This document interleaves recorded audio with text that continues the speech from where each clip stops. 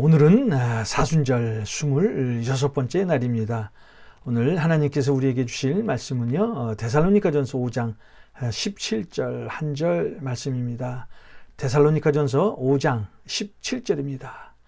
우리 데살로니가전서 5장 17절 한 절 같이 보겠습니다. 쉬지 말고 기도하라. 우리 다시 한번 볼까요? 쉬지 말고 기도하라. 우리 다 같이 한번 크게 읽을까요? 쉬지 말고 기도하라. 팀 켈러 목사님의 기도라는 책에 보면은요, 기도에 대한 유익에 대해서 아주 명쾌하게 설명하고 있는데요. 자, 그 내용은 이렇습니다. 기도는 참다운 자기 안식으로 들어가는 유일한 통로다. 마음의 변화, 다시 말해 사랑을 다시 조율하고 조종하는 주요 도구다. 하나님이 자녀들을 위해 마련하신 상상을 초월할 만큼 놀라운 선물을 수없이 베푸시는 방편이다. 우리가 간절히 원하는 것들을 안전하게 공급하시는 파이프라인이다. 하나님을 알고 마침내 하나님을 하나님으로 섬기게 하는 길이기도 하다. 한마디로 살아가면서 무슨 일을 해야 하고 어찌 되어야 하는지 빠짐없이 알려주는 만능 열쇠이다.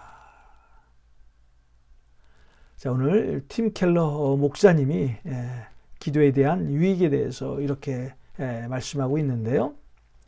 자, 여러분, 이것이 기도의 유익이고요, 기도의 비밀이라면, 자, 우리가 어떻게 한시도 기도하지 않고 살 수가 있겠습니까? 사실 우리가 기도하지 않는 것은 교만하기 때문입니다. 자, 여러분, 교만이 무엇입니까?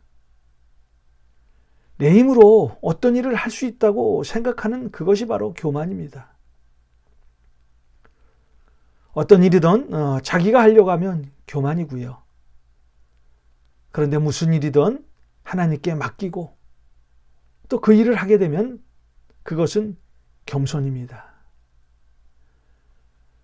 교만한 사람은 기도를 하지 않아도 내 힘으로 어떤 일을 할 수 있다고 착각을 하며 살게 됩니다.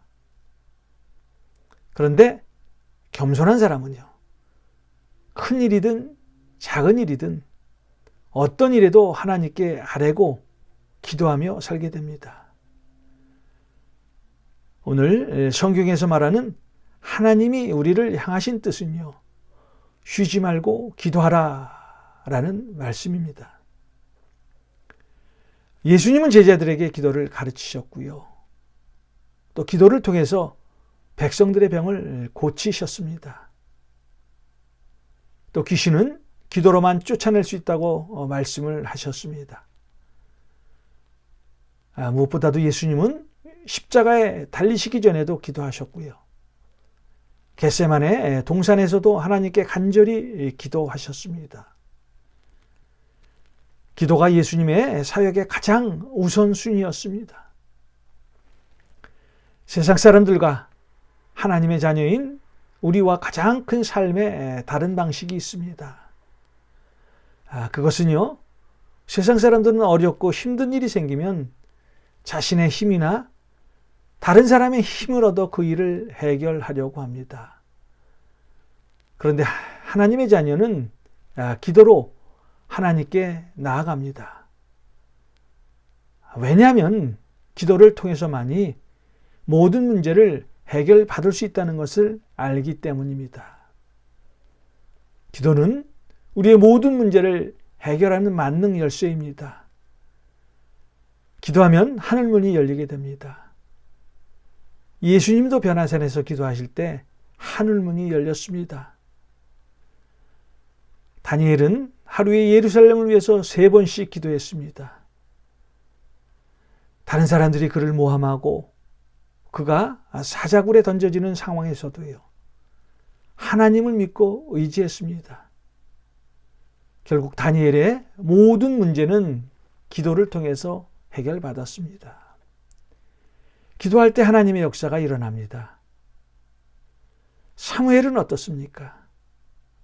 그는 기도하기를 쉬는 죄를 결단코 범하지 않겠다고 사무엘상 12장에서 고백하고 있습니다. 여러분, 기도는 날마다 하는 것입니다. 내 환경에 따라서, 내 형편에 따라서, 혹은 하고 싶을 때 하는 것이 기도가 아닙니다. 환경과 형편을 극복하고요. 날마다 하나님께 매달릴 때 우리는 하나님의 기적을 체험하게 됩니다. 오늘 사순절 26번째 날에는요, 기도를 통해서 하나님의 영광이 여러분의 삶 속에 드러나시기를 주님의 이름으로 간절히 소원합니다. 기도하겠습니다. 하나님, 오늘도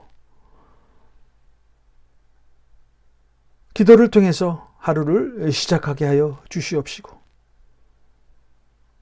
또 우리의 기도를 통해서 모든 문제가 해결받는, 그래서 우리 모두가 하나님의 기적을 체험하는 복된 날이 되게 하여 주시옵소서. 예수님의 이름으로 축복하고 기도하옵나이다. 아멘.